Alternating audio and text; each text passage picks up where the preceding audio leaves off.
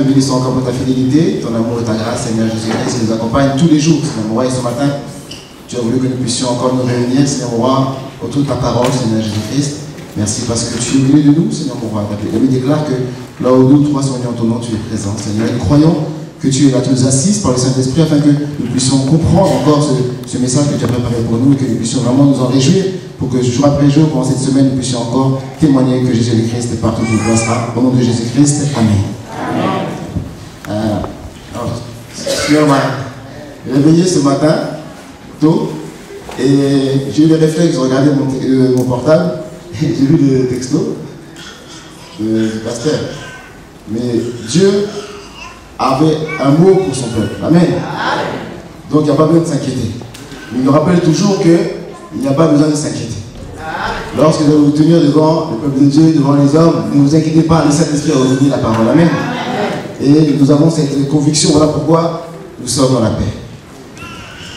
Dimanche dernier, nous a rappelé que l'Éternel est notre berger. Nous a rappelé que Dieu a proclamé qu'il doit se faire un peuple, un troupeau. Dans Ésaïe 34, dans le cela. Parler d'Israël, il parlait des hommes. Nous savons que le véritable Israël, c'est l'Église. C'est nous. Les véritables enfants d'Abraham, c'est nous. Les véritables héritiers de la promesse qu'Abraham a reçue, c'est nous, l'Église.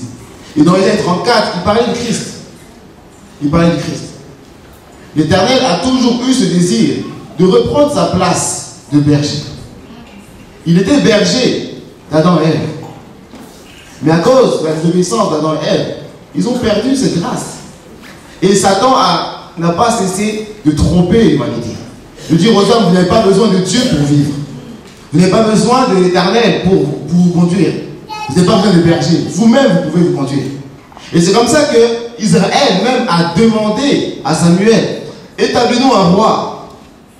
C'est ce que la sœur Laurence nous avait rappelé dernièrement. Établis-nous un roi. Nous n'avons pas besoin de... C'est bon, nous voulons comme les autres peuples un roi. Humain. Parce que le diable pousse les hommes à vouloir s'émanciper, à croire qu'ils peuvent s'en sortir seuls. Mais le résultat est là. Nous voyons comment le monde tombe dans la décadence. Les hommes sont perdus. Ils plongent de plus en plus dans les problèmes spirituels. Ils ne peuvent pas s'en sortir. Le seul moyen de s'en sortir, c'est Christ. Amen. Amen. Voilà pourquoi on nous a rappelé ce dimanche dernier dans Jean 17. La vie éternelle, c'est qu'ils te connaissent toi, le seul vrai Dieu. Amen. La vie éternelle, c'est qu'ils te connaissent toi, l'éternel. C'est ça, la vie éternelle. Ce qui veut dire que souvent, nous pouvons être pris justement du sentiment et d'émotion parce que nous avons beaucoup d'amis de différentes confessions religieuses. Alors on les voit comme ça et on se dit, mais ils sont nombreux quand même. Surtout quand on voit les informations, on voit les attentats, on voit des tueries, et on se dit, mais quand même, ces personnes-là sont innocentes. Mais ça peut nous pousser des fois à essayer d'arrondir les angles et dire que peut-être qu'effectivement, même eux, ils sont bons, donc peut-être que ça va aller. Mais la Bible est claire. Jésus-Christ a dit, je suis le chemin, la vérité et la vie. Lui ne peut aller au Père que par moi. Ce qui veut dire que l'évangile, c'est le seul moyen pour l'humanité de s'en sortir. Et nous détenons ce moyen-là. Amen. L'Éternel est notre berger. L'Éternel veut être le berger de chaque être humain. Puisque c'est lui qui a créé l'être humain. Il a créé l'homme à son image pour être avec lui. La volonté de Dieu, c'est que tous les hommes deviennent ses brebis. Amen. Et on nous a rappelé mardi justement que Jésus-Christ a dit à Pierre, même tu, paie les brebis. Paie les brebis. Alors quand on voit la tâche d'évangélisation, la tâche de pouvoir prendre soin du peuple de Dieu, peut-être on va se dire, mais c'est difficile. Quand on voit vraiment la tâche de voir comment le diable a, soi-disant, pris de l'avance, on peut voir que c'est difficile. On nous a rappelé que c'est le Saint-Esprit qui nous a la capacité. Amen. Puisque c'est lui le berger. Il a besoin simplement de canaux. Il a besoin d'instruments. C'est comme ça qu'Ésaïe a dit, me voici, envoie-moi. Me voici, envoie-moi. Et c'est ce que le Seigneur attend de nous aujourd'hui. Me voici, envoie-moi. Ce n'est pas difficile. C'est le Seigneur qui prendra soin de ce peuple. Amen. Et vendredi, on nous a parlé du psaume 23. L'Éternel est mon berger. La confession de David, ce psaume que tout le monde aime, dans lequel tout le monde se retrouve, tout le monde se réfugie. L'Éternel est mon berger. Amen. Et nous voyons David, nous connaissons sa vie, nous savons que David est passé par des grosses difficultés. Il a subi des grandes difficultés. Il a été pourchassé par Saoul.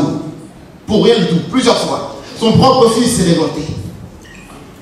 L'Éternel est mon berger. Amen. Amen. L'Éternel est mon berger, je ne manquerai de rien. Nous allons lire vite fait Psaume 23. C'est le premier verset.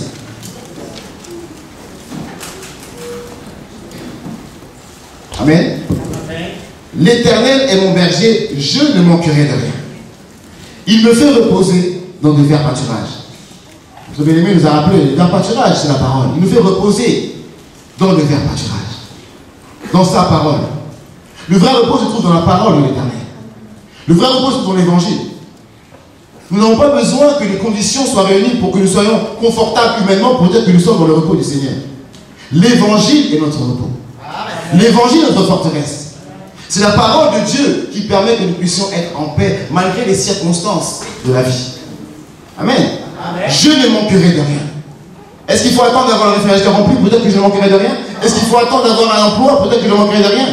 Même si j'arrive à une fin de droit de chômage, je ne manquerai de rien. Amen. Amen. Même si le frigidaire est vide, je ne manquerai de rien. Pourquoi? L'Éternel est mon berger. Ce n'est pas une confession qu'on doit dire après coup. Non. Elle est constante. Quelles que soient les circonstances de la vie, l'Éternel est mon berger. Je ne manquerai de rien. Comment David peut dire encore? Il me dirige près des eaux paisibles. Mais sa vie était pleine de tumulte. Mais l'Éternel est conduit près des eaux paisibles. Amen. Si je repose, comme le frère David dit, à l'ombre de l'aile de l'Éternel, je suis dans le repos. C'est la paix. La paix qui surpasse toute intelligence. Cette paix est appelée à gagner nos cœurs et nos pensées en Jésus-Christ. La paix que l'Éternel donne nous permet de pouvoir surmonter toutes circonstances. Il restaure mon âme. Il me conduit dans les sentiers de la justice à cause du sang. Amen. Amen. Nous n'avons pas besoin que les événements soient en notre faveur, humainement parlant, pour proclamer ces choses. Si nous reconnaissons que Jésus est le Christ, il est la solution que l'Éternel avait déjà annoncée depuis Genèse 3.15 et qu'il a mis en place tout au long de l'Ancien Testament. Car Christ était présent dès le commencement. Avant même la fondation de ce monde, Christ était présent. Amen. Et tout le long de l'Ancien Testament, il se révèle de différentes manières pour se révéler pleinement en la personne de Jésus-Christ. Amen. Amen. Si je reconnais que ce Jésus-là, c'est le Christ de Dieu, je n'ai pas besoin de m'inquiéter. L'Éternel est mon berger.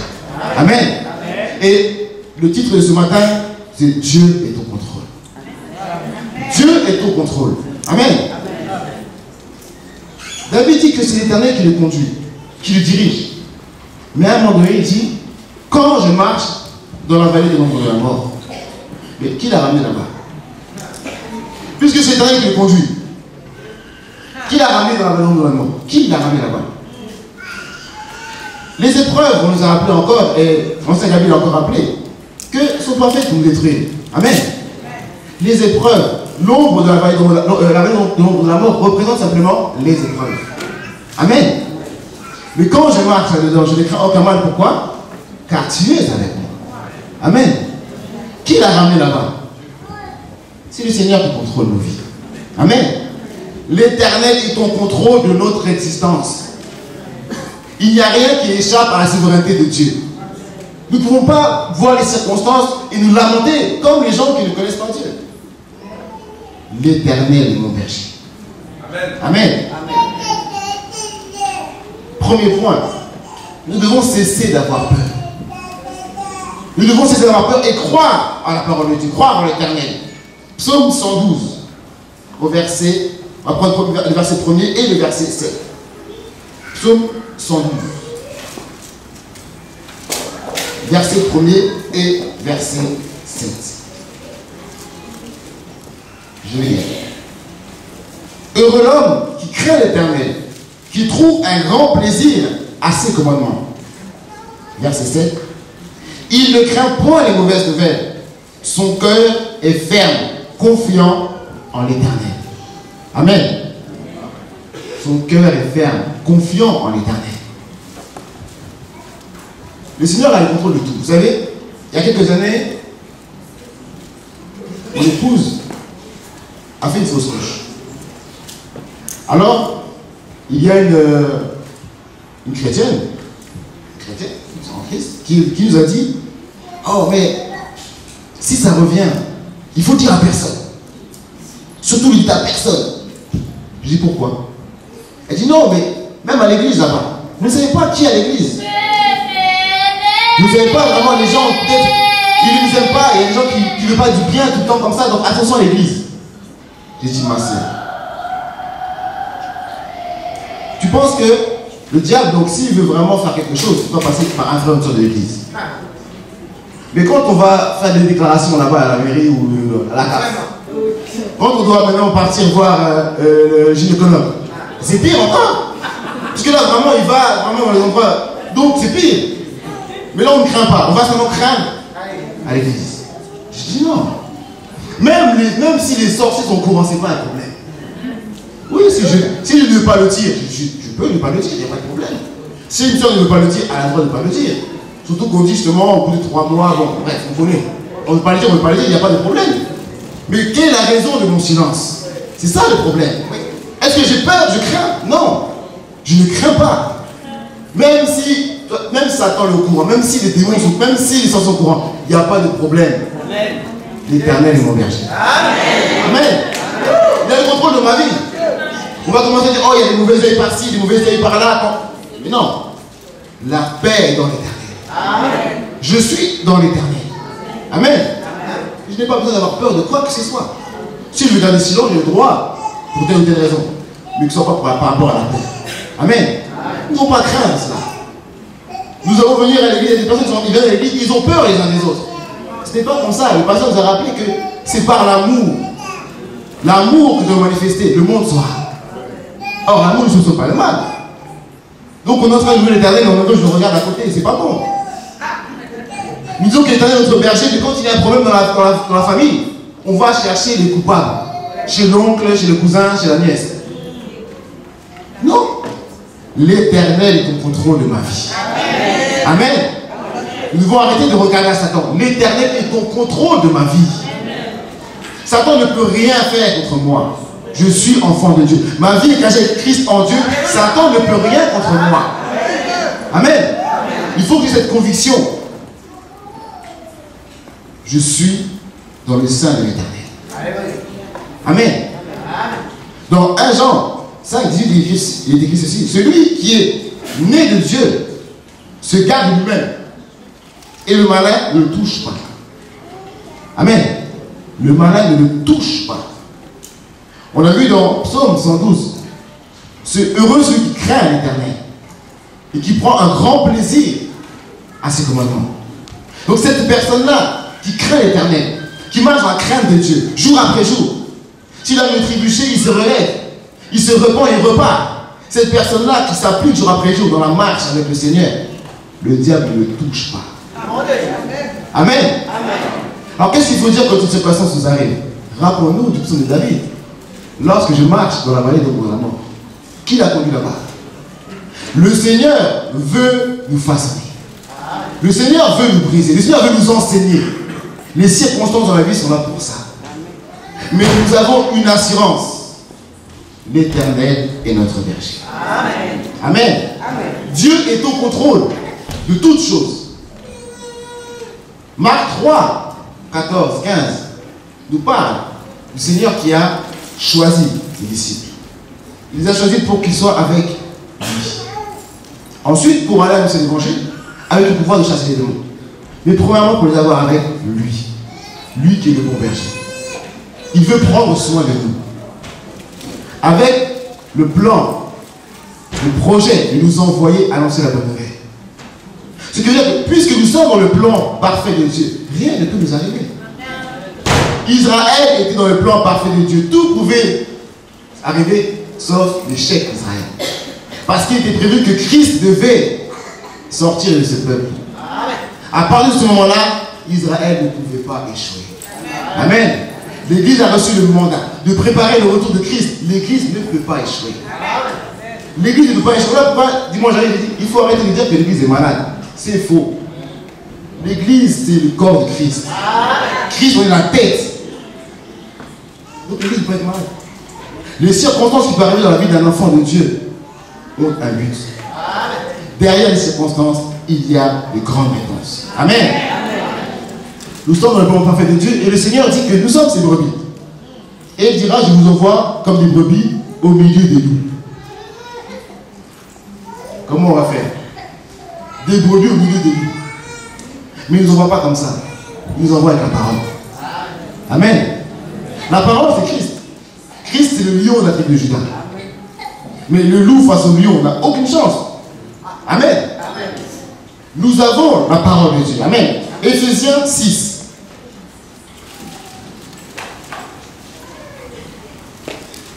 Éphésiens 6, nous connaissons 14, 17, nous parle des armes spirituelles. Verset 14, tenez donc ferme, ayez à vos reins la vérité pour ceinture, revêtez la cuirasse de la justice. Mettez pour chaussure à vos pieds le zèle que donne l'évangile de paix. Prenez par-dessus tout cela le bouclier de la foi, avec lequel vous pourrez éteindre tous les traits enflammés du malin.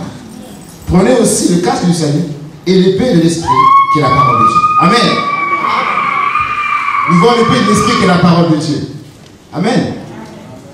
Mais quand nous regardons toutes les armes défensives, nous nous rendons compte que la source de ces armes-là, c'est la parole aussi. Amen. La ceinture de la vérité. La vérité, c'est l'évangile. La cuirasse de la justice. La justice, c'est Christ, c'est l'évangile. Le zèle que procure l'évangile de paix, c'est l'évangile. Le bouclier de la foi. La foi, est-ce qu'on entend? Ce qu'on entend est la parole de Dieu. Le casque du salut. Vous connaissez la vérité, la vérité vous affranchira. L'épée de l'esprit. Le Seigneur veut nous équiper de sa parole.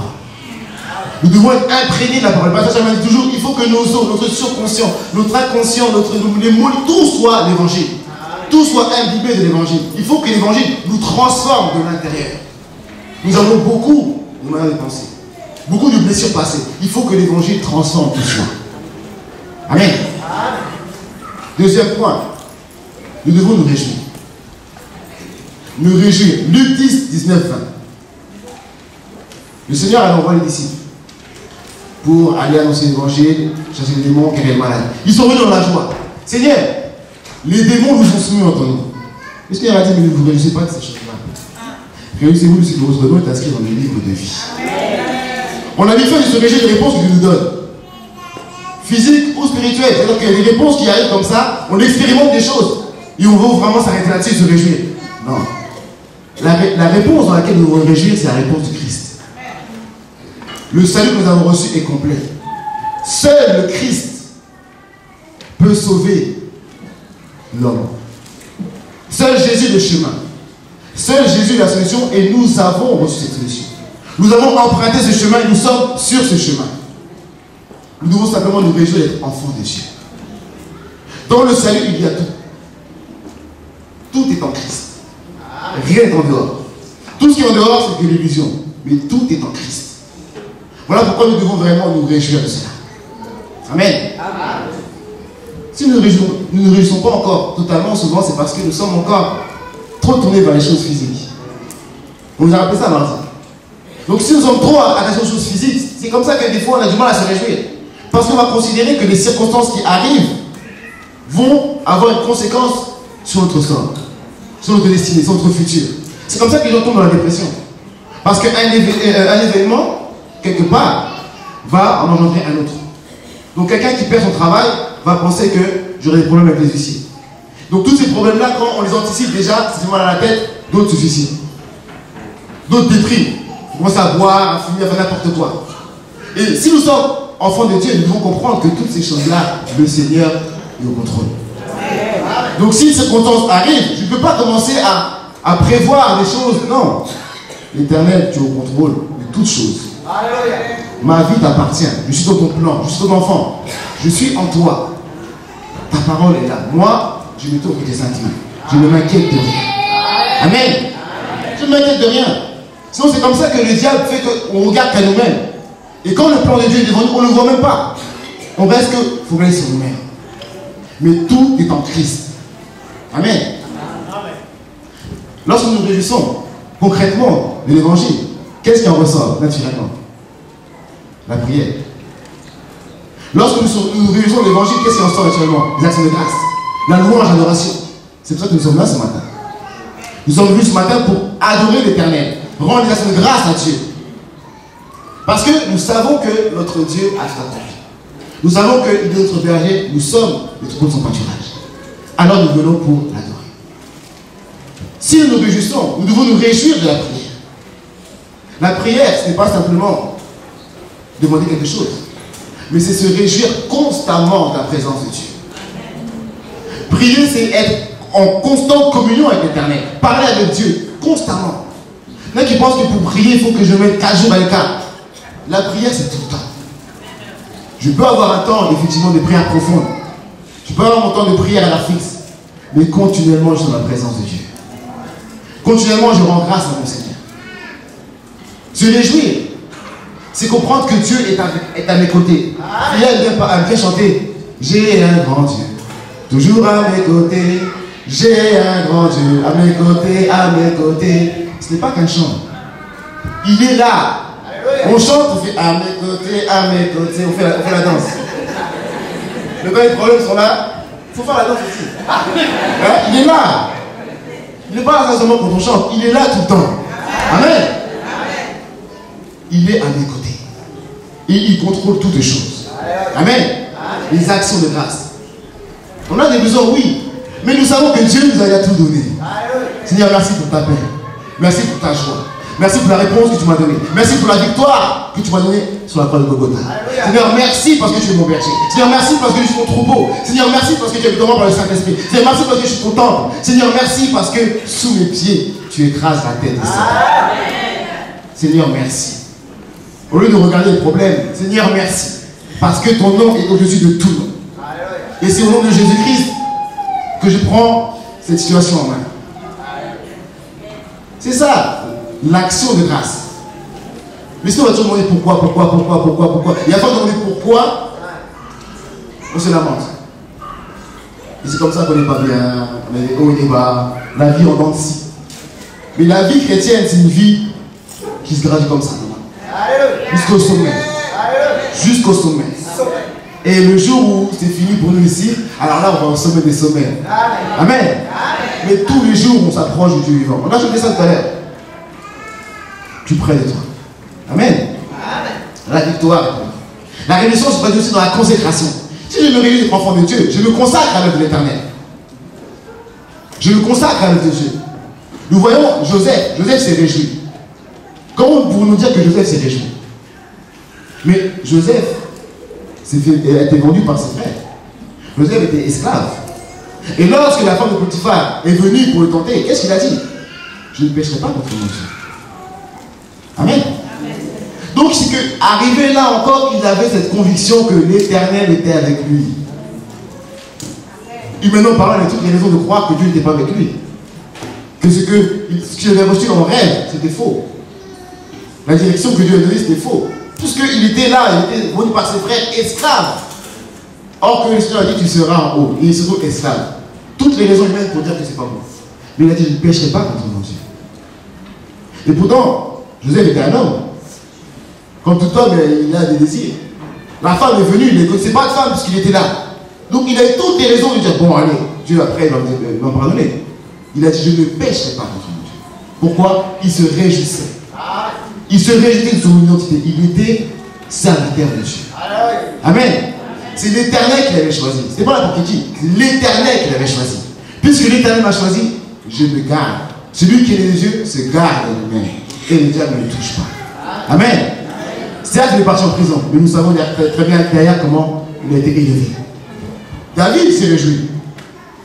Malgré les difficultés, David s'est réjoui. Malgré les combats, malgré le fait qu'il était chassé, David a écrit tous les psaumes. David s'est réjoui. L'Éternel mon berger. Daniel s'est réjoui. Alors qu'on l'avait menacé. Si tu pries encore ton Dieu, il faut sauver. Il a dit, je prierai l'Éternel. Mettez-moi la force au lion. L'Éternel est capable de me retirer de la griffe des lions. Ce n'est pas un problème. Jetez-moi s'il faut me jeter. Arrivé là-bas, il est ressorti sain et sauf. Amen. Il eut confiance en l'Éternel.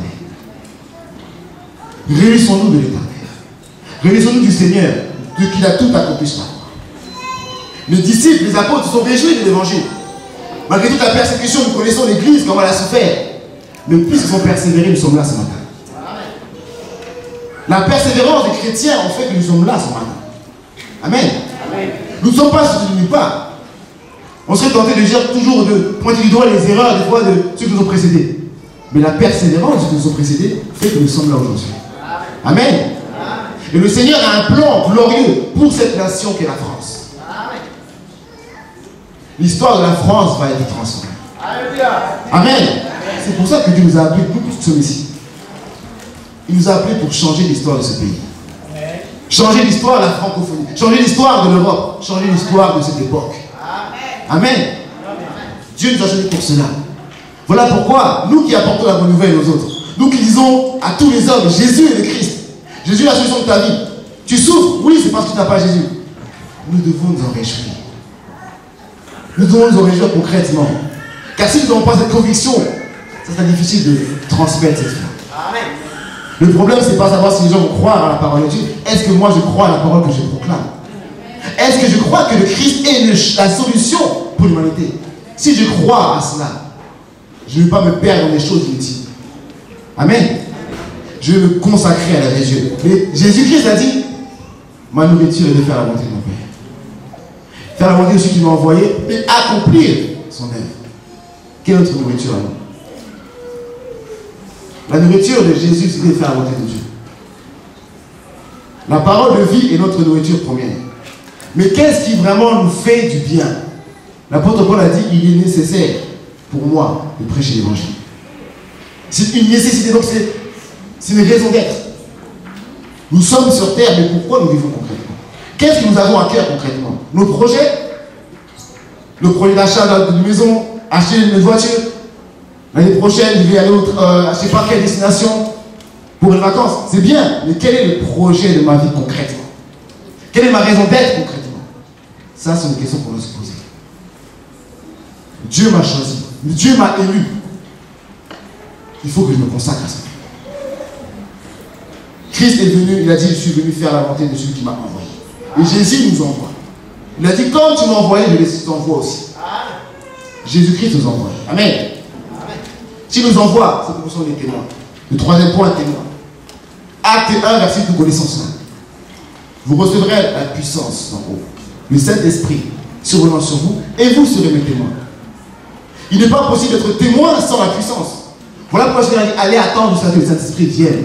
Et c'est comme ça que le frère Samuel nous a encore rappelé qu'il a dit à Pierre, quand tu seras converti? Parce que la Pentecôte n'est pas encore arrivée. Mais le jour où la Pentecôte est descendue, la Pentecôte s'est manifestée, le jour où le Saint-Esprit a œuvré, ce n'était plus les mêmes Pierre, ce n'était plus les mêmes disciples, ce n'était plus les mêmes apôtres. Il était témoin. Quel plus gros témoignage que de vivre la parole que nous proclamons. Nous pouvons parler de beaucoup de choses, mais c'est de vivre la parole. Nous devons expérimenter cela jour après jour. Nous avons déjà expérimenté le salut, la grâce de Dieu. Jour après jour, nous devons expérimenter la paix de Dieu. Vivre la parole de Dieu, être des témoins. Les disciples trouvaient grâce devant tous les hommes. Ceux qui nous entourent, peuvent-ils témoigner de nous? Peuvent-ils dire, ce frère, cette sœur, je vois vraiment qu'il est enfant de Dieu. Ça, c'est l'évangélisation. Nous proclamons l'évangile sur le terrain, nous allons annoncer la bonne nouvelle, mais le témoignage est très important. Je ne marche pas sur la parole de Dieu et je proclame l'évangile. Ça ne marche pas. Ça ne fait pas mon ménage. Ça ne marche pas. Les hommes veulent marcher sans Dieu. Parce que Satan, depuis le jardin d'Éden, dit vous n'avez pas besoin de Dieu. Mais le chrétien qui veut marcher sans Dieu, c'est pareil. Il va expérimenter les mêmes échecs. Le chrétien qui veut faire des choses à sa manière, ça je prends, ça je ne prends pas, je fais ce que je veux un peu, c'est l'échec aussi. C'est l'échec. Bien que tu vas échouer. Mais ce n'est pas la volonté de Dieu. Amen. Voilà pourquoi nous devons comprendre que nous devons jour après jour nous accrocher à la parole de Dieu. Nous devons nous consacrer. Nous consacrer, c'est rentrer dans la méditation. Recevoir la parole de Dieu, comme le pasteur a rappelé, nous recevons la parole que nous recevons ici, et aller à la maison personnaliser l'évangile. Pourquoi cela a été donné? Pourquoi Dieu a donné ce message? Même si au premier abord j'ai l'impression qu'il ne me concernait pas, pourquoi ce message a été donné? Il faut que je trouve les sujets de prière. Il faut que je me concentre là-dessus. Bien que j'ai ma méditation personnelle, mais il faut que je m'accroche à ce message-là. Et si je m'accroche, ça me conduit. Amen.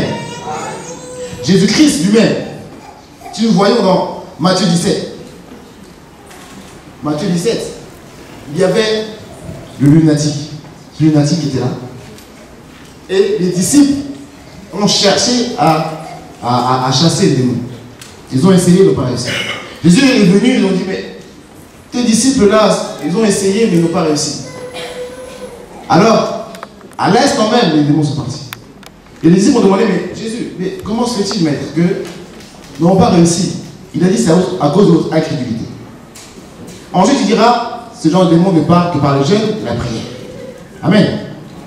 Et nous avons médité ce passage avec Fidèle à mon épouse, on était en Corée.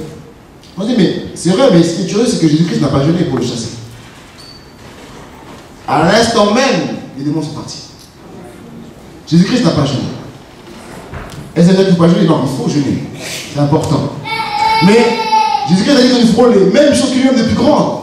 Et après la Pentecôte, nous voyons comment les disciples, en un mot, les choses changeaient. En un mot,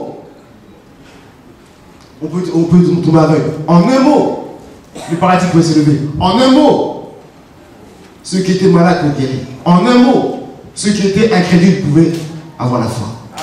Amen. Jésus-Christ avait une vie de prière, avait une vie de consécration. Jésus-Christ était constamment dans la prière. Jésus-Christ était constamment dans la face de Dieu. Pourtant, constamment dans la face de Dieu. Pourtant, Christ est Dieu. Christ est Dieu, mais il lui montrait l'exemple. Le jeûne, ce n'est pas simplement s'arrêter de manger pendant une journée. Nous sommes enfants de Dieu. Notre vie tout entière doit être un jeûne. Amen.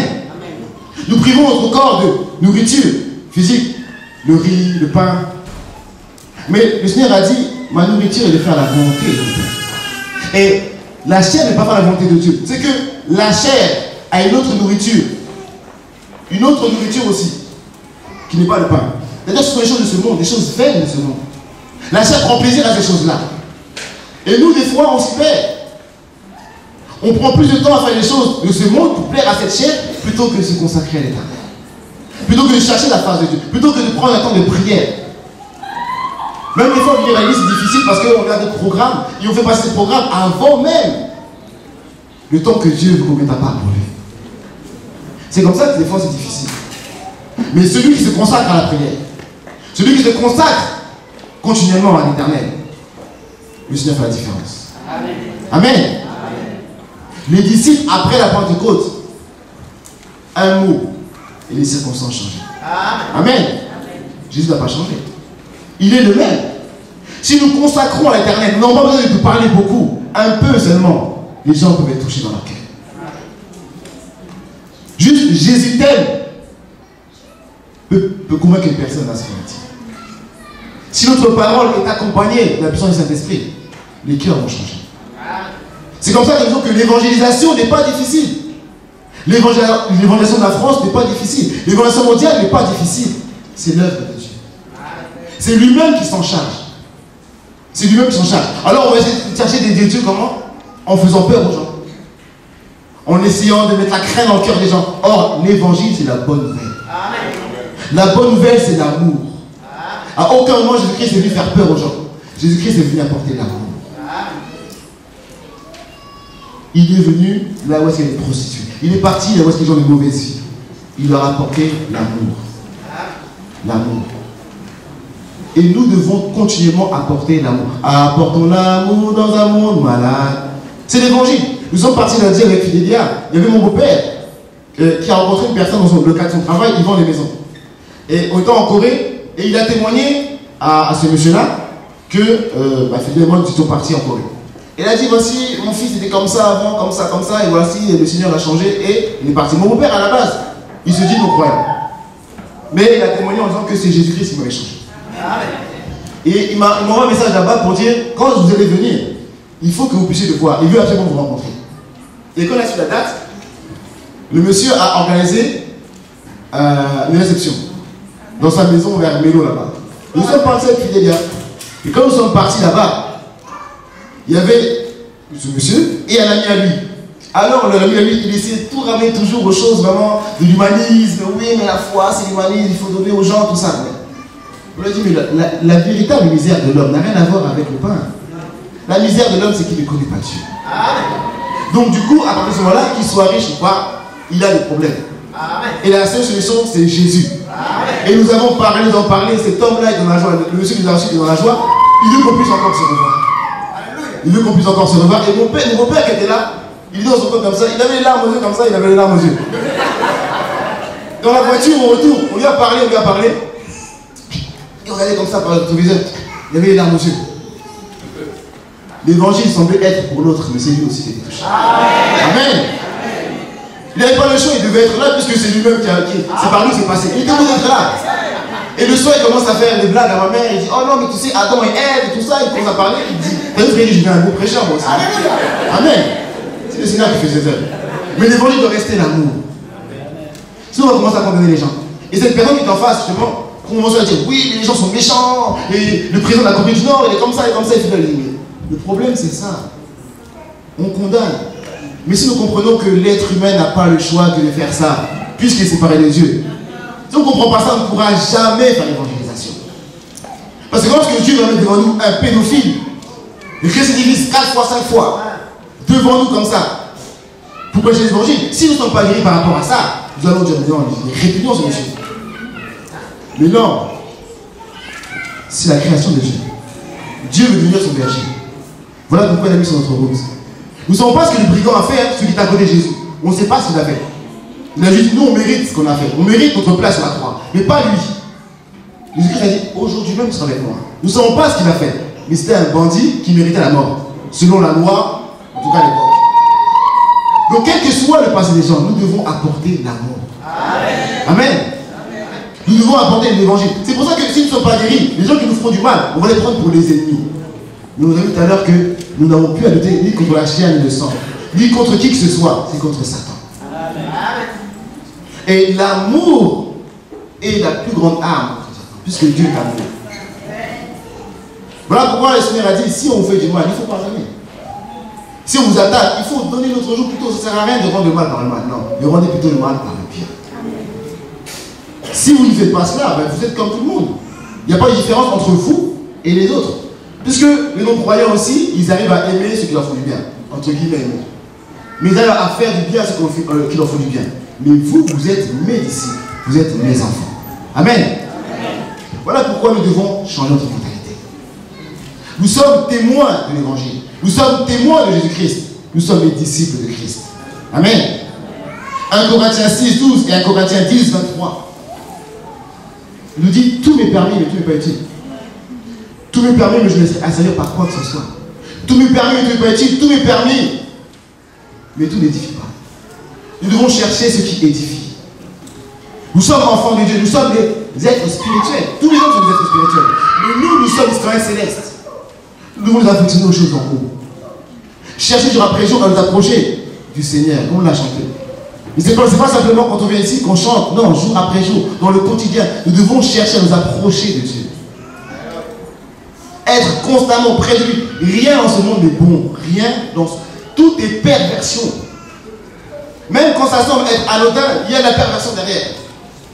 Parce que le diable ne va jamais ramener les gens d'un coup. Le petit à petit, petit à petit. C'est comme ça qu'on arrive aujourd'hui à des lois pas possibles ici en France. Mais ça a commencé il y a longtemps. Quand ils ont commencé à banaliser les rapports entre hommes et femmes, même hors mariage, ils ont commencé à banaliser tout ça. Et aujourd'hui, un beau jour, qu'est-ce qui arrive? Les homosexuels doivent se marier. Mais ça commence petit à petit. Voilà pourquoi nous devons nous préserver. Amen. Amen. Nous devons nous préserver. Je vais conclure avec 2 Rois 6. L'Éternel est au contrôle de tout. Rien n'échappe à la souveraineté de Dieu. Rien. Si Dieu est Dieu, alors on n'a rien à craindre. Si Dieu est Dieu, Si le créateur de toutes choses, créateur du ciel et de la terre, s'il a dit qu'il sera avec nous tous les jours jusqu'à la fin, alors nous n'avons rien à craindre. C'est lui qui l'a déclaré. Je serai avec vous tous les jours jusqu'à la fin du monde. J'ai reçu tout pouvoir au ciel et sur la terre. En mon nom, allez-y. C'est moi qui vous envoie. David a dit, toi tu viens devant moi avec tes armes. Mais moi je viens devant toi au nom de l'Éternel. Je viens devant toi au nom du Dieu vivant. C'est comme ça qu'avec une pierre, il a pu vaincre Goliath. Dieu ne compte pas sur nos capacités pour accomplir sa parole. Mais puisqu'il a prononcé sa parole, il s'est derrière elle pour l'exécuter.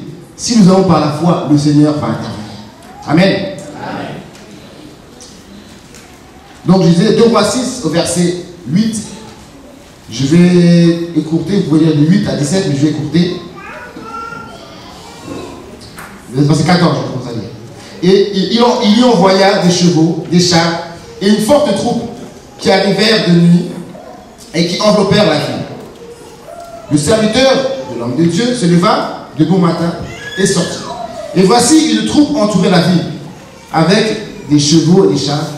Et le serviteur dit à l'homme de Dieu, ah, mon Seigneur, comment ferons-nous? Il répondit, ne crains point, car ceux qui sont avec nous sont en plus grand nombre que ceux qui sont avec eux.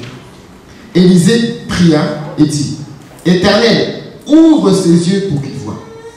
Et l'Éternel ouvrit les yeux du serviteur qui vit la montagne pleine de chevaux et de chars de feu autour d'Élisée. Amen. Amen.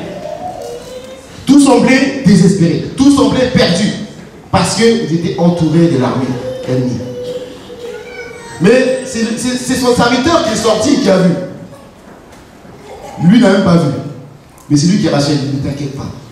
Ceux qui sont avec nous sont encore plus grands. Amen. Nous n'avons pas besoin de voir ou quoi, mais nous savons déjà que Dieu est avec nous. Si nous sommes déjà au courant de ça, quelles que soient les circonstances qui arrivent, nous sommes en paix. Parce que nous savons d'avance que l'Éternel est avec nous. Son armée céleste nous accompagne partout. Celui qui est en moi est plus grand que celui qui est dans le monde. Nous pouvons voir que le terrain semble dévasté. Le terrain semble perdu. Nous voyons d'autres religions qui prennent l'essor. Nous pouvons voir plein de choses comme ça qui peuvent nous décourager et dire mais comment faire pour faire l'évangélisation mondiale? Les gens ne croient plus. Nous voyons comment nos vies des fois sont difficiles. Et tout cela peut nous amener justement à nous décourager. Mais le Seigneur nous rappelle ce matin qu'il est au contrôle de tout. De tout, c'est-à-dire de notre vie et de son plan. Mais puisque notre vie est dans le plan de Dieu, nous n'avons rien à craindre. Nous n'avons rien à craindre. Même si demain nous devons partir, nous devons quitter ce monde-là, nous irons au ciel. C'est comme ça qu'ils disent qu'ils se réjouissaient de toute façon, parce qu'ils allaient au ciel après. C'est-à-dire que quelque part, même si on va vous persécuter, parce que le disciple est plus grand que son maître, on va vous voyer, on va vous amener devant les tribunaux, on va vous fouetter, on va vous condamner. Voilà comment le Seigneur prépare ses disciples. Voilà comment le Seigneur nous prépare. On va se lever, Satan va apparaître les bras. On va se lever d'une manière ou d'une autre. Mais quelle que soit la manière dont on va se lever, nous avons la victoire. Amen. Amen. Et nous n'avons pas craindre, le Seigneur est avec nous. Nous n'avons pas craindre que la mort vienne de quoi? Dieu est avec nous. Amen. Non. Et si je dois partir, c'est que mon heure est venue. Personne ne peut nous ravir sur la main du Seigneur. Personne ne peut nous ravir. Si je meurs aujourd'hui, que ce soit là-bas ou telle manière, si c'est l'heure pour que je parte, alors quand je partirai, je me réjouirai encore davantage. Pourquoi je serai face à face avec mon roi? Amen. Amen. Je serai face à face avec mon roi. Mais souvent, nous sommes encore pris par beaucoup de choses. Amen. Amen. Il est notre berger. Si nous arrivons à avoir des difficultés dans notre marche chrétienne, lorsque nous sommes en Christ, il y a beaucoup de difficultés des fois. On a du mal des fois à comprendre, arrêter de faire ceci, faire cela. Il y a beaucoup de questions que nous avons. Il dit, est-ce que nous sommes agréables à Dieu? Oui, mon frère, ma sœur. Christ a fait le prix. Tu es agréable à Dieu. Si tu es sincère dans ta voix, si tu marches avec persévérance, si tu es vraiment sincère dans ta démarche avec le Seigneur, tu es agréable à Dieu. Parce que Christ a payé le prix pour toi. Ce n'est pas par les œuvres que nous sommes sauvés, par la foi. La grâce au moyen de la foi. Si tu as des difficultés, si tu trébuches, Dieu sait très bien que tu ne l'as pas fait exprès. C'est une difficulté, lève-toi. Lève-toi et ne commence plus. Lève-toi, reprends-toi et continue ta marche avec le Seigneur. Nous a rappelé que le berger, c'est lui qui accompagne ses brebis. Et quand une brebis a du mal à marcher, qu'est-ce qu'il fait? Il la met sur ses épaules. Le Seigneur nous porte. Amen. Le Seigneur nous porte. Jusqu'à ce que nous puissions grandir. Et même quand nous sommes matures, même quand nous sommes adultes, Dieu continue de nous porter. Amen. Nous avons continuellement besoin de l'Éternel. Nous sommes comme ces petits nourrissons qui ont besoin toujours d'être auprès de leur Père. Amen. C'est Dieu qui nous a choisis. C'est Dieu qui nous conduit. Pourquoi? Parce que Dieu a un grand plan. Il veut sauver l'Oise. Il veut sauver la Picardie. Il veut sauver la France. Il veut sauver le monde. Et il veut le faire par toi. Il veut le faire par moi. Quelle grâce! Quelle grâce! Donc s'il t'a choisi pour cela, il va t'emmener, puisqu'il est au contrôle de tout. Il est le propre garant de son plan. Il est le propre garant de ton existence. Il est le propre garant.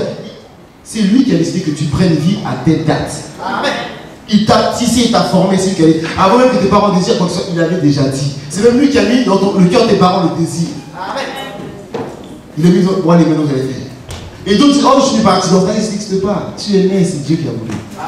Amen. Et il t'a établi pour un but. Tu es son disciple. Nous sommes enfants de Dieu. Et ensemble, nous allons faire des exploits avec lui. Amen. Gardons à l'esprit qu'il est notre berger. Et puisque notre berger, il a le contrôle de tout. Ne craignons rien. Amen. Et que vraiment, le Seigneur nous bénisse encore ce matin par rapport à cette parole. Qui nous fait du bien. Moi, je parle de cette parole, mais ça me fait du bien. Amen. C'est moi qui ne sais pas, mais ça me fait du bien. Pourquoi? Parce que l'Éternel est avec moi. L'Éternel est mon berger, je ne manquerai de rien. Quand je ferme les yeux comme ça, je peux me voir déjà couché comme ça auprès de mon Père. Amen. Nous chantons plein de chants comme ça qui peuvent être émouvants. Parce que ça, tu es mon Père, tu es mon roi, tu es celui en qui je crois. Et quand le jour se lèvera, je lèverai les mains pour t'adorer. Et quand la nuit tombera, je serai blotti tout contre toi. Car tu es digne d'être loué, tu es digne d'être magnifié. Amen. Blotti tout contre mon Père. Amen. Nous sommes enfants de Dieu. Dieu a le contrôle de notre existence, frères et sœurs. Demeurons dans la joie. Demeurons dans la paix, car le roi de Dieu, c'est la joie, la paix, la justice par le Saint-Esprit. Amen. Que ça vous bénisse.